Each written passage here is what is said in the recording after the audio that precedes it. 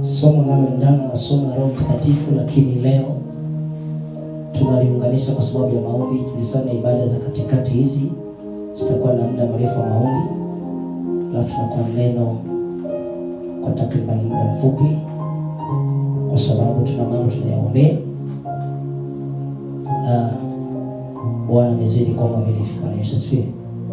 Nataka nikwambie kitu kimoja kabla sijaendelea. Usitafute kuwapendeza wanadamu. Ukitaka kuwapendeza watu wote utamkosea Mungu. Amen. Kumpendeza Mungu huwa kunasababisha wakati mwingine watu wasikupende. Utawapendeza pengine wale wanaomjua Mungu na sio wote. Kwa hivyo jifunze kutaka kupendeza watu wote, na ukianza kuishi kutaka kupendeza watu wote, uwe na mashaka utakosea sana. Bwana Yesu asifiwe. Na pia katika maisha haya ni kila mahali, ni kanisa la Mungu, ni nyumbani, kazini, popote. Ukiingia kwenye mtego wa kuwapendeza watu utamkosea sana Mungu.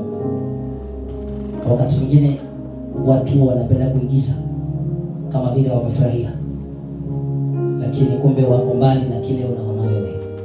Kwa hivyo usijifunze kupendeza wanadamu kwanza. Pendeze nani? Mungu. Alafu yeye atanyorosha njia zako, atabariki njia zako. Amen. Nataka tusome kitabu cha Zaburi ya 42, na nataka nizungumzie tu umuhimu wa uwepo wa Mungu. Mwandishi wa Zaburi anatumia mfano. Alikuwa ni mwandishi wa Zaburi huyu aliimba wimbo. Huo ni wimbo. Zaburi ya 42 ni wimbo, na iliimbwa na mwimbaji mkuu sana katika Agano la Kale. Na inaonekana hii Zaburi iliandikwa na Musa. Haikuandikwa na Daudi, iliandikwa na Musa. Maana inazungumzia tangu nyakati za wana wa Kora, zamani zile. Kwa hivyo hii imeandikwa zamani hizo, na kama nilivyokuambia Zaburi zimeandikwa na watu karibia watatu. Kuna Suleimani, Daudi na Musa. Sawa sawa, ndio waliandika Zaburi katika Biblia. Na pia nilisoma kwenye teolojia, nilipokuwa nasoma masomo ya theology, nilikuta huko kwa mapana marefu sana ilikuwa imefafanuliwa sana juu ya mwandishi wa Zaburi. Sasa mwandishi huyu kwa akili, skillful, kwa akili nao niseme mitindo ya uimbaji, aliimba Zaburi na alikuwa na akili sana. Anasema, na nitaomba usome Kiswahili. Patie Mike atasoma Kiswahili, utakaposoma Kiingereza. Anasema as the heart pants and longs for the water brooks, so I pant and long for you, O God. My inner self thirsts for God. That is Psalms 42, 1 and 2. For the living God, when shall I come and behold the face of God? Hebu soma Kiswahili. Kama ayala ionavyo shauku mito ya maji, vivyo hivyo nafsi yangu inakuonea shauku, Mungu. Nafsi yangu inamwonea kiu Mungu, Mungu aliye hai. Lini nitakapokuja nionekane mbele za Mungu? Amen. Unaweza kuona mwandishi wa Zaburi aliandika kwa mfano wa Jackson. Huyu mnyama anaitwa ayala Kiswahili. Hapa anaitwa heart, H-A-R-T. Lakini mwandishi mwingine aliyekuwa tafasiri maandishi ya kunukuu kwenye Biblia chini anamuita deer, D-E-E-R. mnyama fulani anataka kufanana kama swara, lakini ni mkubwa. Anakuwa na pembe zimegawanyika, hayo pembe moja inakuwa anakaa kama swara, lakini sio swara. Kwa hivyo wakati anapokuwa na kiu akiwa jangwani, hata umpe nyasi atasafiri kutafuta maji.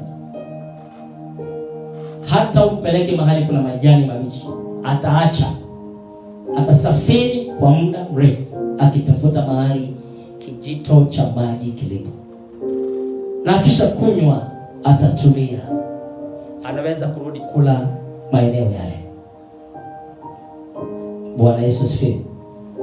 Haleluya. Alikuwa anamaanisha nini mwandishi kwa akili nyingi alizotumia na maarifa kuandika maandishi haya? Anasema kama ayala aioneavyo shauku na kutamani.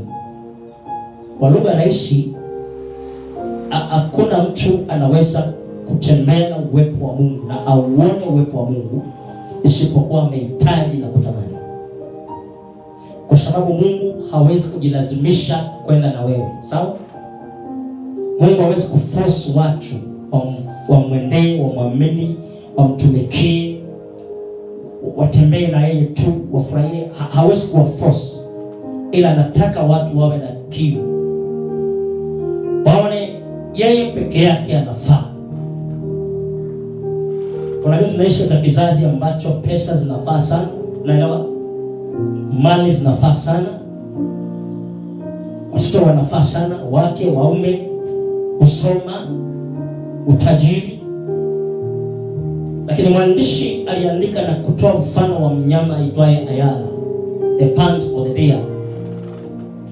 Huwa ukame ukiingia pale katika malisho yao, wanasikia kama amechoka, ameishiwa nguvu, anakuwa na kitu kinaitwa kiu ya maji. Na hautakosea umpelekee nyasi afurahi. Hata kama umezitengeneza vizuri, na wala tuna kitu kinaitwa silage, tunatengeneza kule kwetu, tunapea ng'ombe, tunawapa ng'ombe. Unaweza kutafuta nyasi kati hata mahindi yakiwa green upeleke, lakini mnyama huyu atasikia hajaridhika, kwa sababu mwandishi alikuwa anajaribu kumaanisha kwamba uwepo wa Mungu ni wa faida mno hata kuliko vyakula vingine. Amen. Uwepo wa Mungu ni maisha ya huyu mnyama. Kwa lugha rahisi, alitumia mfano wa mnyama. Kama maji yalivyo na nguvu kwa maisha ya mnyama huyu, unaweza kuchukua mtu uweke hapo. Anasema ndivyo uwepo wa Mungu, kule kukutana na Mungu, kule kujaa nguvu za Mungu, kule kukutana na ufunuo wa Kristo mwenyewe, anasema ni muhimu sana katika maisha ya mtu kuliko vitu vyote. Amen. Ndio maana mimi huwa ninasema chukua vyote, unaweza kuvichukua, lakini usichukue Mungu. Na hata hivyo haiwezekani kumtoa Mungu kwangu. Amen. Ina maana kwamba vitu vingine havina umuhimu kwangu kwenye maisha haya, ila Yesu niliye naye. Vitu vingine vina nafasi tu, pesa ina nafasi, mali ina nafasi, hayo mambo yana nafasi yake, lakini havina nafasi yote ya muhimu kwenye maisha yangu kuliko uwepo wa Mungu. Ninyime vitu vyote unavyoweza kuninyima, lakini habari ya Mungu wangu niachie. Habari ya kutafuta uso wa Mungu uniache pekee, kwa sababu anasema so I pant, ndivyo nami ninavyotamani, oh Bwana, na kuhitaji na kutamani, kama ayala aionavyo mito ya maji shauku jangwani, mito ya maji, ndivyo nafsi yangu ya kuhitaji Bwana, ya kuonea shauku Bwana.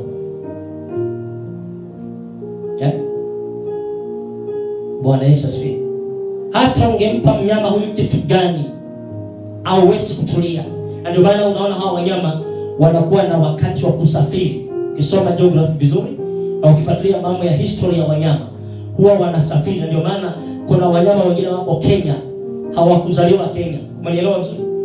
walipatikana Guinea tangu mwanzo wao, lakini walipokosa chakula mahali pale, pengine kwenye forest fulani, kiangazi kiliingia, pengine mito ikanyauka, walihama, kwa sababu uzima wao sio nyasi tu, ni maji.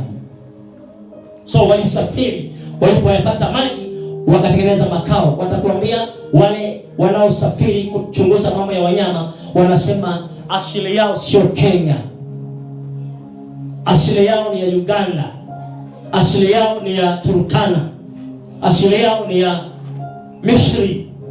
Maana kuna mahali walikuwa wanaishi na vijito vikakauka. Walisafiri, walipokuta mito ya maji, wakaona maji yapo, wakasema tutaishi hapa. Fikiria umesafiri sana katika maisha haya, kisha ukamkuta Yesu. Kisha ukaukuta uwepo wa Mungu, ukasema sasa hapa nitakuwepo, siondoki hapa. Fikiria umetangatanga kanisa hadi kanisa, hauoni uwepo wa Mungu, hauoni udhihirisho wa Mungu. Ukatembea ukapata mahali kanisa ambapo kuna Mungu, acha viti na vyombo na watu. Kuna Mungu, kuna uwepo wa Mungu, kuna nguvu za Mungu, kuna uhalisia wa Mungu. Ukasema sitaondoka. Ndicho ninachomaanisha mwandishi. Unajua watu hawajui maisha ni nini.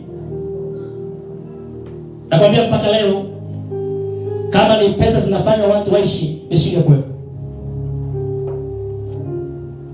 Kama ni mali inaweza kufanya watu waishi, hata mimi nisingekuwepo. Unasikia vizuri sana. Kama ni kula tu, kunywa vizuri na kula, yani nisingekuwepo. Naweza kusema wazi, Bwana amenifanya niwe. Amen. Kwa hiyo anajaribu kusema, unaweza kuwa kama huyu mnyama, upewe mali useme bado. Na nisikie vizuri. Upewe pesa useme lakini hakuna kingine mlicho nacho, haijatosha. Upewe uzuri, umeumbwa, lakini useme bado sioni kama kuna kitu hapo.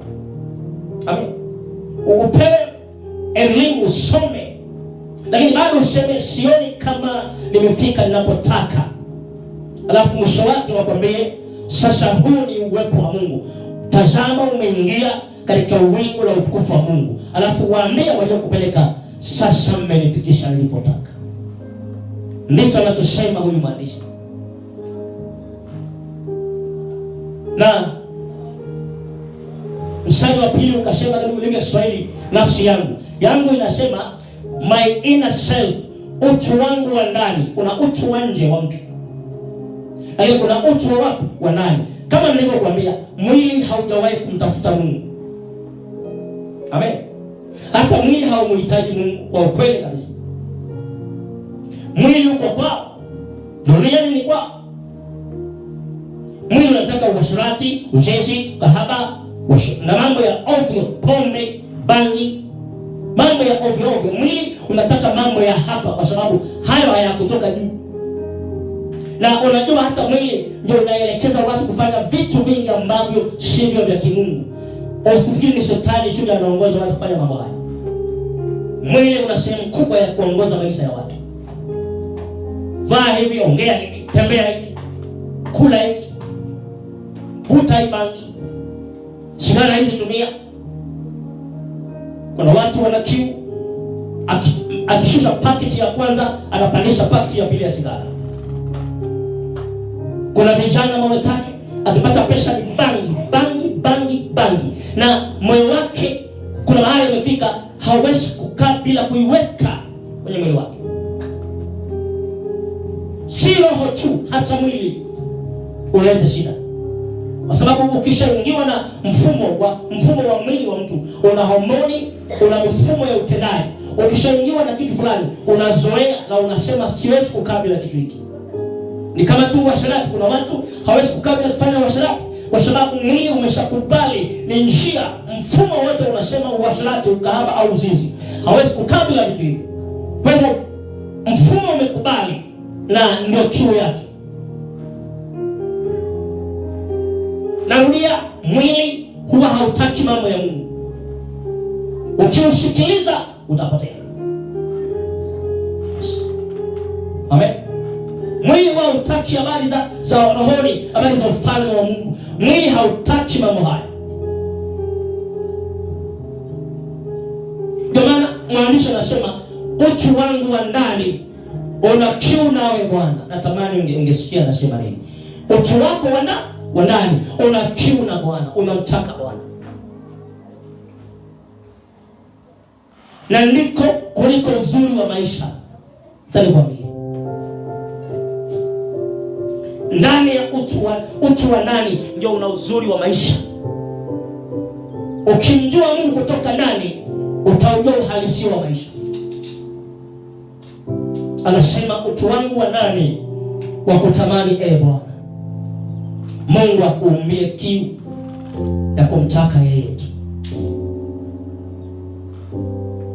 Anasa watu wamefanya, na mwili mwisho wake utakwambia nataka kaburi. Si unaelewa nimesema nini? Mwili haujawahi kusema naenda mbinguni. Sikiliza vizuri. Mwili utakwambia ichongwe kona 4 uingie ndani. Because ni mambo ya mwili tu. Roho haijawahi kusema nataka kufa. Kwanza roho ikizidiwa, ikiwa dhaifu, ndio inausikiliza mwili iseme na kufa. Lakini roho ni ya milele, ni ya uzima. Anasema utu wangu wa ndani wamtaka Mungu. Na anasema for the living God. Kumbuka kuna miungu mingi, na kuna vitu vinaitwa Mungu pia katika dunia hii. Hata shetani ni Mungu. Paulo alisema, sikiliza tu, shetani ni Mungu wa dunia hii. Na ni kweli. Ndiye anaendesha vilabu vya pombe. Shetani ndiye anaendesha madhabahu zote za bangi. Ndiye anaendesha madhabahu zote za uganga na uchawi. Shetani anafanya kazi hizo. Ndiye ana control watu wauane. Tulikuwa tunaongea pale nyumbani jana. Maana taarifa ya habari si taarifa siku hizi. Unanielewa? Ameuawa, amekufa, wamebaka, wametupa kwenye maji. Yaani mambo ni mambo. Yaani mpaka sasa hii dunia inaenda wapi? Hakuna news. Yaani ina maana hakuna news. Ukweli ni kwamba shetani ni Mungu wa dunia hii. Unasikiza vizuri? Ndio mwendeshaji wa casino, disco, ukahaba wote, shafu wa dunia hii. Ndiye anaendesha. Ndio mwanzilishi wa pornography, viwanda vya pornography vyote dunia nzima, Amerika, Ulaya, Afrika. Stars wote wako chini yake wanaofanya hiyo kazi. Filamu zote za uchafu, mwanzilishi anaitwa Shetani, the devil. Na akija anautumia mwili kufanya kazi hiyo. Unasikia vizuri? Kwa hiyo mwandishi anasema I want the living God. Kwa hiyo huyo ni Mungu wa dunia hii, anafanya mambo ya dunia hii. Lakini kuna Mungu aliye hai, the living God. Huyo ndiye anawapa watu uzima. Ndiye mwenye amani, mponyaji wetu, atupaye uzima wa milele, atupaye nguvu, ujasiri, amani, utulivu, atuponyaye afya zetu, atupiganaye vita, mfalme wa falme. Ndiye Mungu wa maisha yetu. Huyu anaitwa Mungu aliye hai, the living God. Ndio maana hata wakati wakati Petro wanaulizwa wanafunzi, unasema mimi ni nani? Alisemaje? Wewe ni nani? Yesu Kristo, mwana wa Mungu. Okay, kuna miungu iliyokufa, sawa? Yes, wanaipelekea mpaka chakula makaburi, wanaibakia shughuli. Hiyo ni miungu pia. Wanasema ilikuwa hapa ikala, wakati Mungu amekula tumbo, tulikuwa napita, wameweka chakula kwenye kichaka akala, wakasema Mungu amechukua chakula. Watu wana mambo dunia hii. Haleluya. Angawahi kusikia wanakuambia Mungu, walimpelekea Mungu kwenye vichaka, walimpelekea Mungu chakula akala. True. Wakati Mungu atoa amepita hapo na njaa zake akala. Okay, basi tuseme Mungu wao ni yeye Mungu. Kusamulia alikula. Hayo mambo yanatisha. Kwa hiyo kuna miungu mingine God anasisitiza kwamba si kila miungu inaishi na si kila Mungu ana uzima, ana uhai. Anasema the living God, Mungu aliye hai. Namshukuru Mungu na mimi namtumikia Mungu aliye hai, sio Mungu wa wafu. Na Yesu akasema mimi ni Mungu wa wenye uzima, the God of the living. Akasema mimi ni ufufuo na uzima. Kwa lugha rahisi, hakuzungumzia habari ya mauti ndani yake. Yeye ni mwenye uzima, the resurrection and life. Kama kimekufa kifufuliwe, maana mimi ni mwenye uzima. Na sikiliza, Mungu akupe neema, nafsi yako imtake Mungu aliye hai. Usitake hii miungu wanaabudu watu, sawa? Wala usitamani, nikwambie tu kweli, wala usitamani ukaona mtu anaendelea. Nisikilize, kuna duniani kuna mambo sana. Ukaona mtu anaendelea, biashara inaenda vizuri, pesa anapata, lakini unaelewa kuna Mungu anamtumikia. Usitamani, maana hata hivyo haujui ni mateso gani anapitia kwa Mungu huyo aliyemchukua. Kuna watu wanaweza kuona wana utajiri, lakini analala amesimama straight bila nguo. Kuna watu wanaweza kuona wana utajiri, lakini mambo anayoyaishi, ukipewa dakika mbili utasema kwa nini ulienda huko? Umeelewa vizuri? Ni kwa sababu amepata miungu inayomwendeleza kwenye maisha haya. Na nikwambie, maendeleo ya maisha haya na mafanikio yake hayalinganishwi na Mungu. La sivyo mabilionea wangekwenda wanaenda mbinguni kwanza kabla ya watu wote. Amen. Kwa hiyo usifurahie kaona mtu ameendelea na ukataka uone kwa kama yeye. Usijifananishe. Mtake Mungu aliye hai. Biblia inasema wazi kwamba yeye hutupa nguvu za kupata utajiri. Umeelewa? Yeye hatupi utajiri, anatupa nguvu ya kupata utajiri, akili za kutengeneza utajiri. Hajasema tunanunua utajiri kwake, hutupa nguvu ya kuwa na utajiri. Kwa hivyo anasema when shall I come? Nani nitakuja lini? Hapa ni uone uso wa Mungu. Huyu mwandishi ana haja na uso wa Mungu kuliko vitu vyote. Swali langu, una haja na nini? Kuna wasichana kutana nao sasa hivi wanakwambia nataka nipate boyfriend ambaye ana pesa. Tafuteni. Sio ninyi mlio hapa, nasema wengine. Kuna wavulana nao akili zimeenda, sijui zienda wapi. Wanatafuta sugar mami, wanatafuta msichana ambaye ana nini, ana pesa, wakishakula watoroke.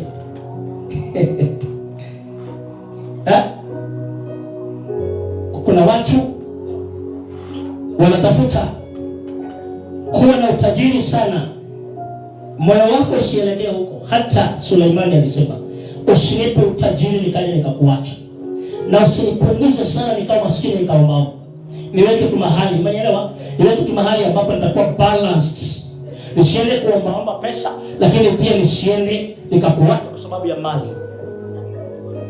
Hakutaka utajiri Suleimani, japo alitajirishwa. Hata hivyo alipoambiwa uombe, aliomba nini? Bwana nataka hekima. Na Bwana akasema kwa kuwa haukuweza kuomba mengine, hata hivyo hakutaka pia mkono wako uwe juu ya adui yako, basi nitakubariki. Mambo mawili uyajue. Usitake utajiri na usitake maadui zako waangamie. Ndio Mungu atakubariki vizuri. Haya ndio mambo Suleiman hakuyafanya. Alisema nipe hekima, namba 2 hakuiweka. Lakini Mungu akasema kwa neno wewe na moyo wako, hata ukutaka mkono. Unajua zamani kama unatawala na unaongoza watu, first lazima uzungumzie maadui zako. Kwa hivyo asema na maadui haujaomba wafe na uyataka niangamize kwa upanga. No. Na ndio maana ukiangalia Daudi na Suleimani, Daudi alizuiliwa asijenge hekalu, akaambiwa damu iko mikononi mwako. Aliangamiza maadui usiku na mchana. Hata alipotaka mke wa mtu aliua mume wake, akachukua mke. Mungu akasema kwenye kujenga kanisa usijenge. Mtoto wako atajenga. Maana yeye hata kuwa kama wewe. Wewe unamwaga damu sana. Unaona? Ukitaka maadui wafe, unapunguza kubarikiwa na Mungu. Haya. Haleluya. Swali langu, unataka nini? Nenda kumaliza. Unataka nini? Nafsi yako inataka nini? Utu wako wa ndani unataka nini? Nini maombi yako? Bwana, maisha haya yana maombi pia. Mimi nataka niyatimize mapenzi ya Baba yangu kikamilifu, alafu nikimaliza niende nyumbani. Sijui wewe. Unapofika mahali nafsi yako inataka tu kula na kunywa na kuvaa, umeshapotea. That's why nikwambia ukweli, huu sasa hivi haujulikani. Siku wanasema mwisho wa dunia utakapofika, ndipo wanadamu watajua kulikuwa na uhitaji wa Mungu kwenye maisha yao. Hata wale waliozikwa, Biblia inasema nini? Watafufuliwa. Wengine kwenda kwenye uharibifu wa milele na wengine kwenye uzima na raha ya milele. Ndipo itajulikana kwamba tulitakiwa kuwa na Mungu kwenye maisha haya. Tulitakiwa kuwa na uwepo wa Mungu kwenye maisha haya. Maombi yangu ni kwamba utakuwa kama mwandishi alivyoandika. Nafsi yangu ya kutaka Bwana. Usiridhike na viwango ulivyo navyo ndani ya Mungu. Unajua kuna wakati unaweza kufika hapo ukafikiria ushaimwona jogoo kwenye mwera wengi. Anaonekana anaona yuko sawa. Yuko amefika. Nina kikosi hapa. Moyo wako usifike mahali ukaona nimefika, hata kama ulimjua Mungu. Takwambia leo, moyo wako usifike mahali ukaona nilishajaa nguvu za Mungu, nilishaona mambo ya Mungu ninayajua na yaelewa. No. Nafsi yangu yamtaka Bwana aliyezifanya mbingu na nchi, Mungu aliye hai. Utu wako wa ndani usifike mahali ukaridhika. Ukiridhika na utu wa ndani, nisikilize, mwili utakusumbua, kwa sababu mwili unataka kuweka mahitaji tofauti na yale ya Mungu. Sawa? Mwili utaanza kukuambia, "Na wewe utafuti kama wengine wanavyotafuta." Kwani wewe tofauti na wale? Sio? Haya mambo ya Mungu achana nayo. Fanya kama wanavyofanya wengine, speed. Kwenye maisha hakuna speed, kunaitwa neema. The grace is enough for you. Na ndani ya neema kuna speed ya Mungu. Akitaka mwaka huu utoke juu utatoka. Na akitaka ushuke chini utashuka, hata kama watu wakikatalia. Utaelewa baadaye. Amen. Bwana Yesu asifiwe. Akitaka huduma hii iinuke, itainuka. Na akitaka isiinuke, haitainuka. Yeye ni Mungu. Sina maana mbaya, na maana halisi kwamba ainuaye watu kutoka mavumbini ndio huwa anawapeleka watu juu. Sawa? Na anayewashusha wenye kiburi ni huyo. Waampi mtu kazi nyingine, kwamba shetani fanya hii na mimi nifanye hii. Hawana mjadala katika hilo. Yeye ndiye anainua watu kutoka wapi? Mavumbini, wakae na wafalme. Na ndiye anashusha wafalme warudi kwenye nyasi kama nekriza, wale nyasi porini. Anaitwa Yesu. Nafsi yako imtake Bwana. Tuna kizazi nafsi zao zinataka pombe. Nafsi zinataka uasherati, uzinzi, kahaba. Nafsi zinataka kuiba, kuua. Hai. Kila taarifa ameuawa. Kila taarifa kisu. Kila taarifa tunamkuta amenyongwa, amebakwa, amewekwa hapo. Hai. Nafsi yangu ya mhitaji Bwana. Mungu aliye hai. Mimi sijui wewe. My heart thirsts for the Lord. Sikiliza. Wakati mwingine huwa naishi maisha ya kuridhika. I don't want too much. When ninasikia nina Mungu, I feel better. Nasikia no problem. Hata hivyo, ukikutana na Mungu aliye hai, uishi naye, ukae na yeye, ndiye mwenye vitu hivyo. Nasikia one day you'll have it. Nisikilize. Alikuwa anahubiri mtumishi wa Mungu Benny. Akasema nilitembea sana na kuwa na ushirika na mahubiri wengi sana. Mungu kanifika mahali akaniambia umekuwa na ushirika na watu sana. Sasa kaa na mimi. Ndio najua hiyo sasa hivi ndio naona mahubiri yake yamechange. Anazungumzia ushirika wa watu na Mungu, sio huduma tena.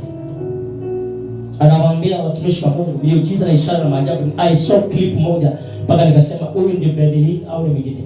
Anasema watu wanamuuliza kama mafanikio yake yote ni nini katika kazi aliyoifanya.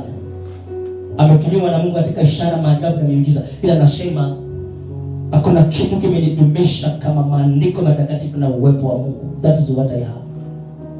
Akasema ishara, maajabu na miujiza sio kitu. Hasemi haifai, ametumiwa sana. But aligundua hata mwisho wake anazungumzia sana kutunza ushirika wako na Roho Mtakatifu.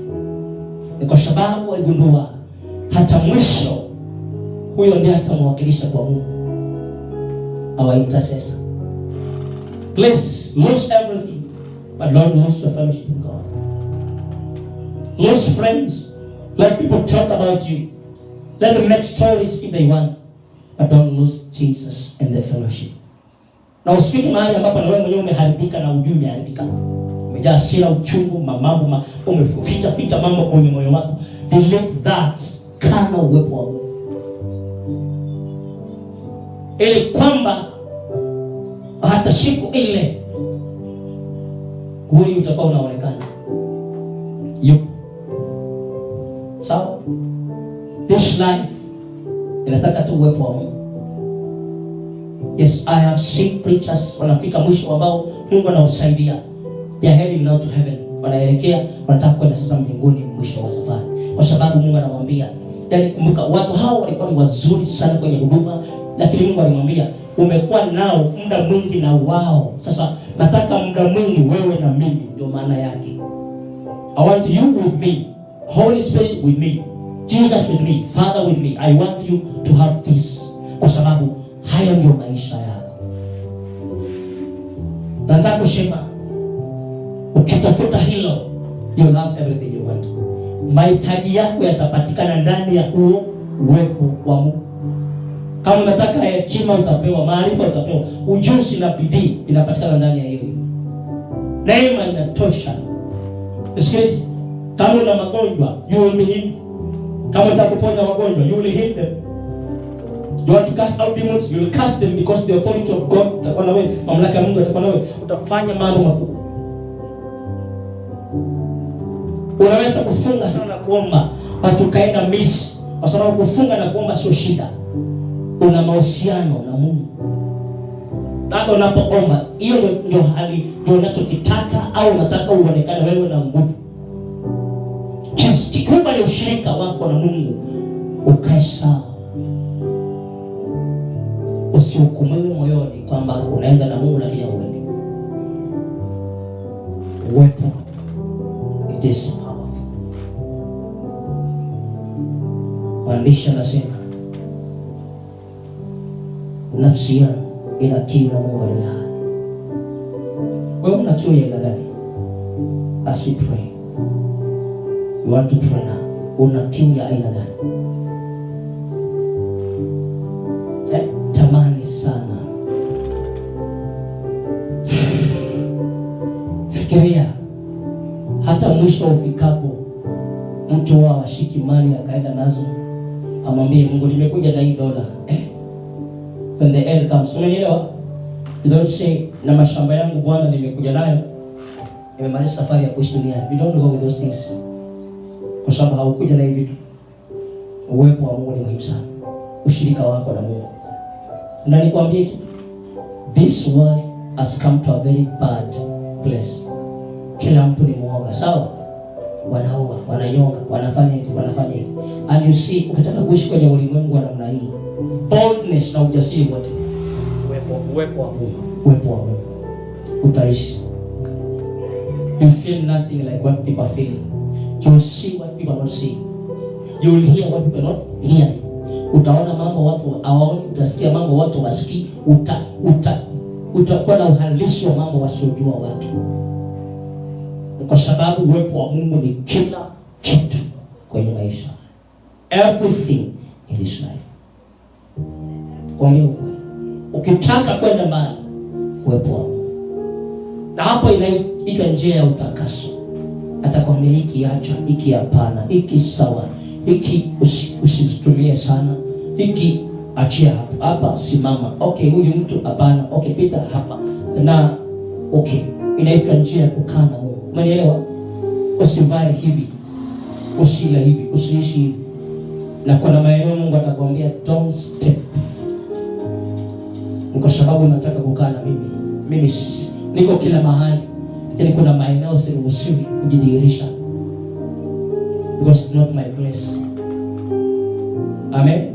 Utaanza kuambiwa simu yako tumia namna hii. Sio kila kitu simu yako iwe takatifu. You will be told things. Utaambiwa nyamaza unaposhtumiwa. Usiinue mdomo wako kujibu. Unaponenwa vibaya, funga mdomo. Tulia. Subiri vita vitapigwa wenyewe. Tambua mambo mengi kuhusu uwepo wa nani. Usiwahi kuomba maadui wako wafe. Don't pray that prayer in life. Utazuia baraka za Mungu kwenye maisha. Because wakifa, Mungu hataonekana kwamba ameokoa, ataitwa muuaji. But when they are saved, ataitwa mwokozi. Difference iko hapo, sawa? Wakiokoka ataitwa mwokozi, wakifa ataitwa muuaji. Kama imani adui yako amekufa alafu wamekuja mbio wanakuambia, unajua amekufa. Okay, what will you feel? Kama una shetani utasema yes, utaanza kucheka na kurukaruka. That's you have a devil. Hujanielewa mpaka hapo. Can you imagine? But when your enemy lives, na wakuambia sasa amepona, and you say glory to God, another year amepewa mwaka mwingine aendelee kutu. Umeelewa? That is now the feeling of God. Apende nafsi ya mtu kupotea. Sasa nataka nielewe, kukaa na Mungu ina mambo kama hayo. You have to be very clean in your heart, very clean. Yaani moyo wako uzuie kuwa na maadui ndani yako. Amen. Maisha yatakuzunguka na mambo mengi sana. Lakini unatakiwa wewe wakishe linda sana moyo wako kuliko vyote uvilindavyo, maana ndiko stokako chemchemi za uzima. Preserve your heart. Kukimbia kitu cha kufanya usitike, unike, ulie, uone uchungu na nini, toa. Because inaweza kufunga mlango. Uwepo wa Mungu ni muhimu. Twende mbele za Bwana.